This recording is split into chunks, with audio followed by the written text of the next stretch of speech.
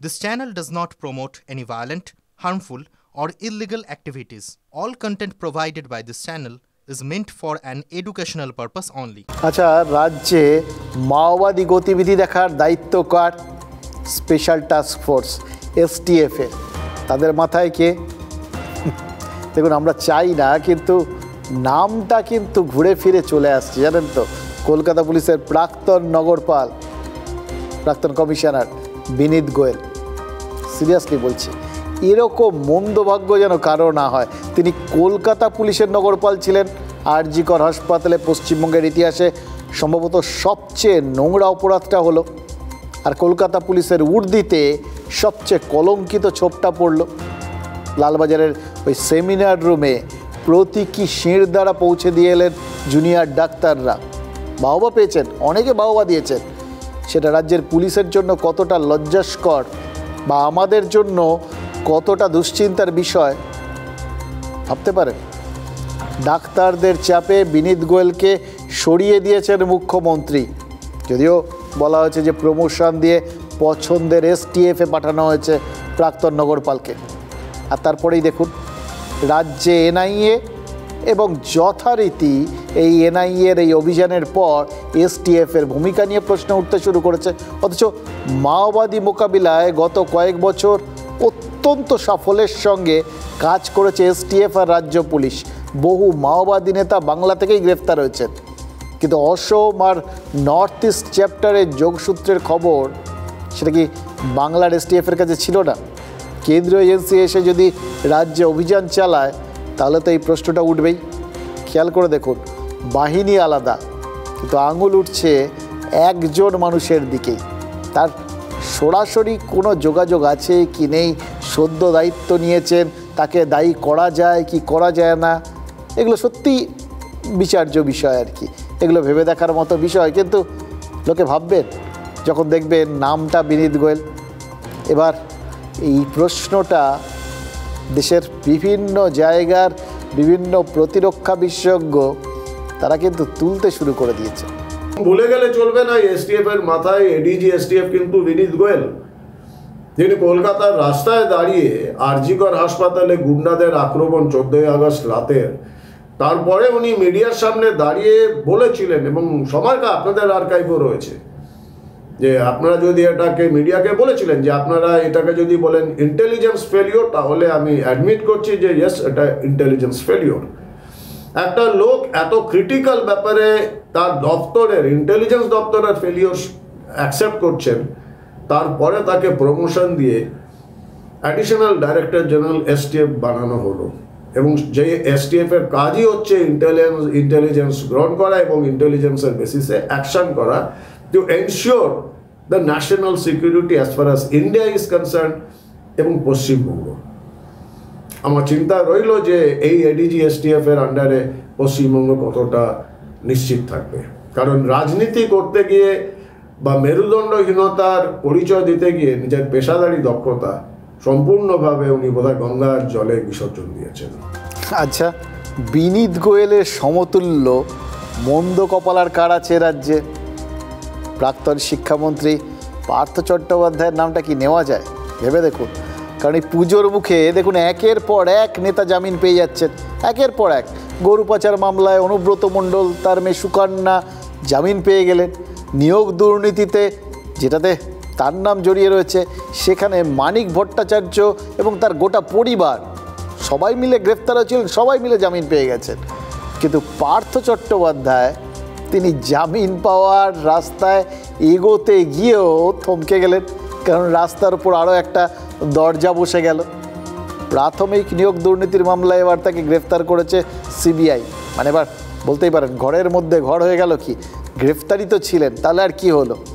হলো এই যে কোথাও গিয়ে ইডির হাতে গ্রেফতার হওয়ার জায়গার থেকে যদি তার ছাড়া পাওয়ার বা এতদিন ধরে তদন্ত চলছে তার থেকে বেরিয়ে আসার সামান্যতম একটা সুযোগও তৈরি হতো, এখন নতুন মামলায় গ্রেফতার হওয়ায় তো সেটা মনে হচ্ছে বিষবাও জলে চলে গেল। এবং তার সঙ্গে সঙ্গেই পুরো নিয়োগ দুর্নীতির অভিযুক্ত অয়নশীলকেও CBI গ্রেফতার করেছে। মানে আর কোনোভাবেই এই মুহূর্তে অন্তত এই পুজোর আগে তাদের মনে হচ্ছে জামিন পাওয়াটা আর হলো না। পার্থ চট্টোপাধ্যায় গ্রেফতার হওয়ার 19 দিন পর গ্রেফতার হয়েছিলেন অনুব্রত মণ্ডল। কেষ্ট জামিন পেয়ে বীরভূমে ফিরে এসেছেন, কিন্তু তৃণমূলের প্রাক্তন মহাসচিবের দিন এখনো জেলেই কাটছে, উল্টে জেল জীবন আরও লম্বা হওয়ার পথে। কারণ এবার প্রাথমিক দুর্নীতি মামলাতেও পার্থকে গ্রেফতার করল সিবিআই। বিশেষ সিবিআই আদালতে আবেদন করেছিল কেন্দ্রীয় তদন্তকারী সংস্থা, সেই আবেদন মঞ্জুর করেছে আদালত। পার্থর সঙ্গে অয়নশীলও গ্রেফতার হয়েছেন, দুজনেরই জেল হেফাজতের নির্দেশ আদালতের।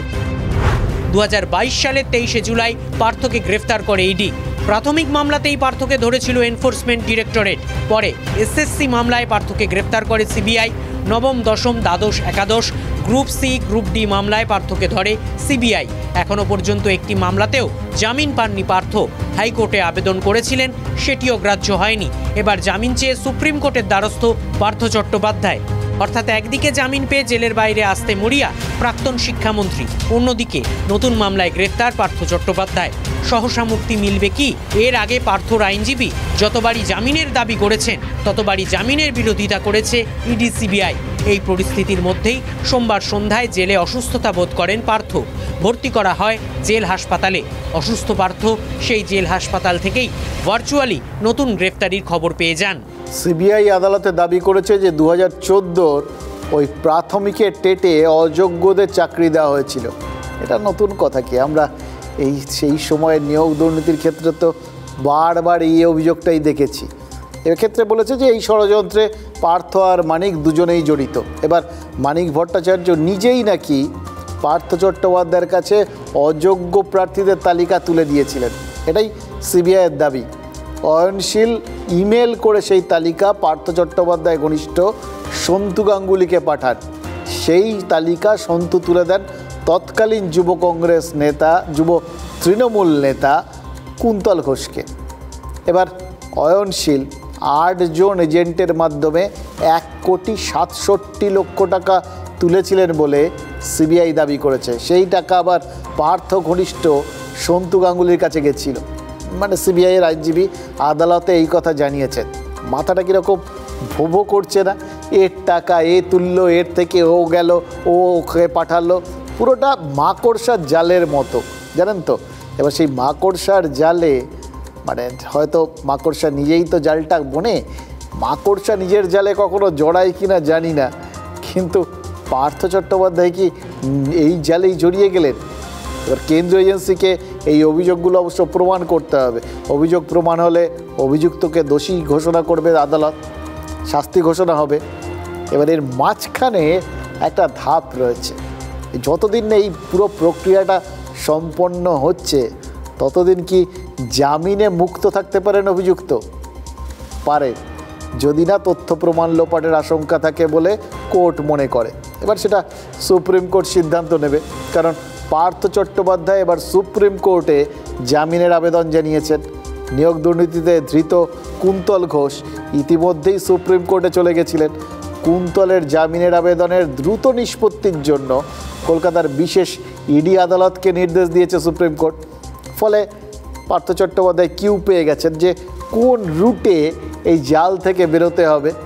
এবার দেখুন, মানিক ভট্টাচার্য তার আগে জামিন পেয়ে যাওয়ায় সিবিআইও নিশ্চয়ই সতর্ক হয়ে গেছিল যে এই রাস্তায় চলে হয়তো এরা আলটিমেটলি ইডির জাল থেকে বেরিয়ে জামিন টামিন পেয়ে যাবেন।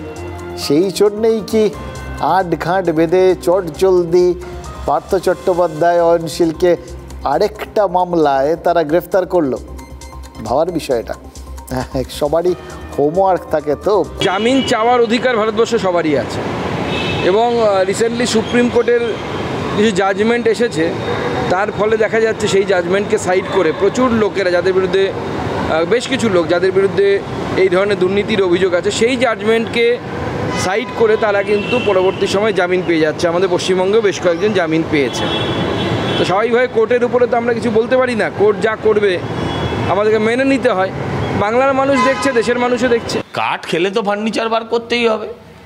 তো এমনি জেলে আছে, জেলে থাকবে, আরও যদি একটা দুটো মামলা যোগ হয়, একসাথে যদি কারো 3বার ফাঁসির অর্ডার হয়, যেমন তার কিছু যায় আসে না। পার্থদা এমনিও জেলে আছে, আরও 2-5টা মামলা জুড়ে দিলে পার্থদার কি যায় আছে? পিএমএলএ অ্যাক্ট যেটা চালু হয়েছিল সেটা হচ্ছে আর্থিক বৈষম্যের জন্য, যে তুমি এত টাকা পেলে সে টাকার সোর্স অফ ইনকাম কি।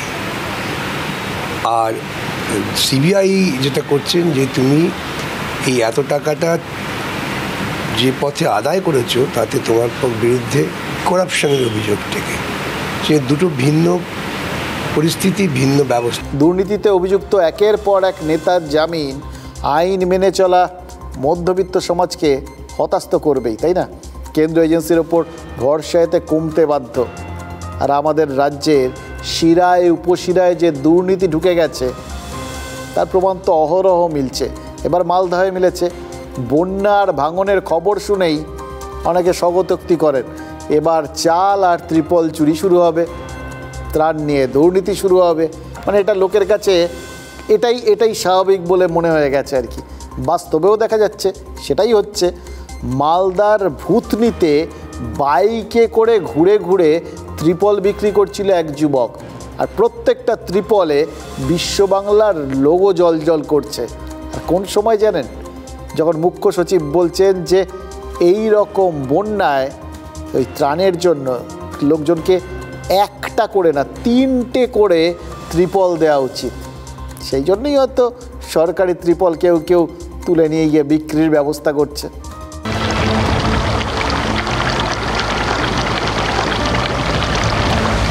ত্রাণের ত্রিপল, সরকারি ত্রিপল, তাই বিশ্ব বাংলার লোগোটা জলজল করছে। সেটাই বিক্রি হচ্ছে। মোটর সাইকেলে ফেরি হচ্ছে বিনামূল্যে সাহায্য। কোনখানে পেলে বলো? এই ত্রিপল কোনখানে পেলে?